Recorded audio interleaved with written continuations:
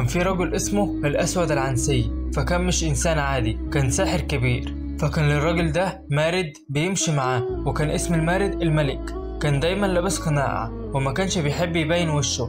فكان العنسي ده بيشرب الخمر وما كانش بيحب الإسلام والفرس، وكان كاره إن الإسلام دخل اليمن. قبل وفاة النبي خرج مدعين للنبوة كتير. القبائل بعد ما شافت نجاح النبي بقى الموضوع زي الموضة، أي حد يدعي النبوة تبدأ القبيلة بتاعته تعظم فيه. وده اللي حصل مع الأسود العنسي، وامتد حكم الراجل ده وزاد أتباعه بشكل مخيف جدا. والصحابة كانوا مستمرين ينشروا الإسلام في اليمن لحد ما جات لهم رسالة من الأسود العنسي: أيها المتوردون علينا، أمسكوا علينا ما أخذتم من أرضنا، وامسكوا ما جمعتم، فنحن أولى بها وأنتم على ما أنتم عليه. الرسالة دي زادت الضغط على الصحابة لدرجة إنهم ما قدروش يقعدوا في اليمن. حصل لهم أذية قوية، فضلوا وراهم لحد ما طردوهم منها. وامتد حكم العنسي لحد ما وصل من صنعاء لنجران. وكان من بعض القبائل لسه على الإسلام وما دخلوش في دين العنسي. دينه كان عبارة عن إنك كل ما تشرب خمر زيادة تدخل الجنة. ومن ضمن القبائل دي وكانت بتحاربه كمان قبيلة خولان، وكانت قبيلة كبيرة برضه.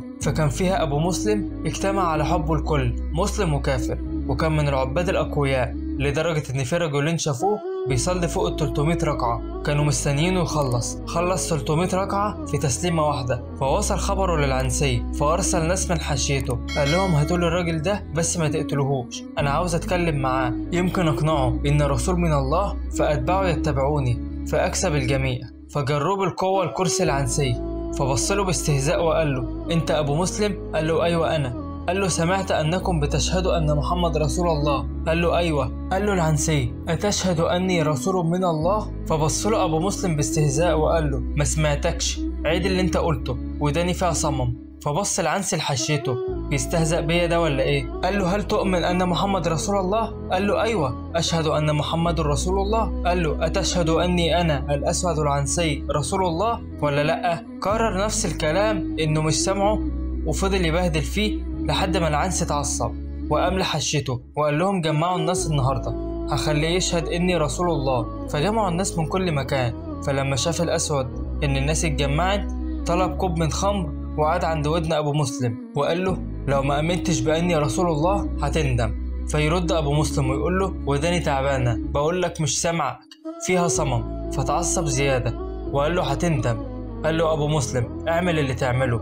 قال له: ماشي انا هوريك. أمر حشيته إنهم يجمعوا حطب كتير جدا لدرجة إن جذع الشجرة الواحد كان بيشيله كذا واحد من كبر الخشب، واتركم الخشب فوق بعضه، وكل ده وأبو مسلم مربوط وبيشوف كل ده. فأمر العنسي بالمنجنيق، فجابوا المنجنيق الكبير، أكبر منجنيق موجود عندهم، نزل عند ودن أبو مسلم وقال له: ها، بتؤمن أني رسول الله؟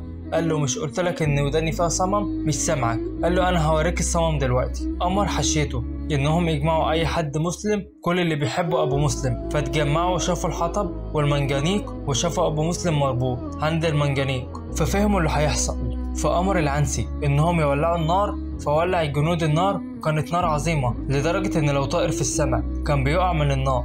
فقال العنسي: لو كان معلمكم ده على حق فخلوا ربكم من الجيل، ولو مات فمصيركم زيه. فقام الحشة وربطوه فوق المنجنيق، وكان بيسمعوا تمتمة أبو مسلم بذكر الله: لا إله إلا الله، لا حول ولا قوة إلا بالله، استغفر الله، طول الوقت. وفي اللحظة دي حاول بعض المسلمين انهم يهربوا، ولكن الجنود كانت بترجعهم بالقوة. فقعد العنسي عند راس ابو مسلم وقال له: ها، بتؤمن؟ خلاص معاك، يا تؤمن يا تحرق. قال له: انا مش قلتلك ان وداني فيها صمم ومش سامعة؟ ونطق الشهادة: أشهد أن لا إله إلا الله وأن محمد رسول الله وخاتم الأنبياء، اعمل اللي تعمله. فقام العنسي واداهم الأمر، فاترمى بالمنجنيق في النار، والناس بيصرخوا من الموقف، وسمعوا جسمه وهو بينزل في نص النار، فبكى الناس. فقام العنسي وقال لهم: انتوا شايفين اللي حصل في الراجل؟ أيوة، ده مصير كل شخص ما بيؤمنش إني رسول الله. قولولي مين هينجيه دلوقتي؟ مين هينفعه؟ نار بتحرق، أنا الأسود العنسي وأنا رسول مرسل. وفجأة جوه النار تسبيح وتهليل: لا إله إلا الله، الله أكبر، لا حول ولا قوة إلا بالله. فالتفتوا كلهم للنار والأصوات دي بتخرج من النار. بص الأسود العنسي وبص المسلمين كلهم، وبدأ المسلمين يكبروا ويهللوا. وفجأة يخرج من النار أبو مسلم الخولاني وهو يمشي على الجمر ويسبح ويهلل ويستغفر الله. فقام المسلمين يكبروا ويهللوا، والكل انصدم من الموقف، والحبال اللي كانت مربوطة فيه اتاكلت من النار. فمشي أبو مسلم لحد ما وصل للأسود العنسي وهو بيردد لا حول ولا قوة إلا بالله. فخاف الأسود العنسي إن الناس ترتد عن دينه وينقلبوا عليه ويدخلوا الإسلام، فلما حشيته ومشي واشترط إن اللي حصل يبقى بينه وبينهم بس. وبعت لأبو مسلم إنه مش هيعمل له حاجة، بس أهم حاجة ياخد المسلمين ويهاجر. فخرج أبو مسلم من اليمن وهاجر للرسول، بس ما وصلش إلا بعد وفاة الرسول، وساعتها كانت خلافة أبو بكر. فوصل وربط البعير ودخل المسجد يصلي، وكان عمر بن الخطاب بيصلي في المسجد. فبص للراجل الغريب، جه منين ده؟ فقام يسأله، قال له أنت منين؟ قال له من اليمن.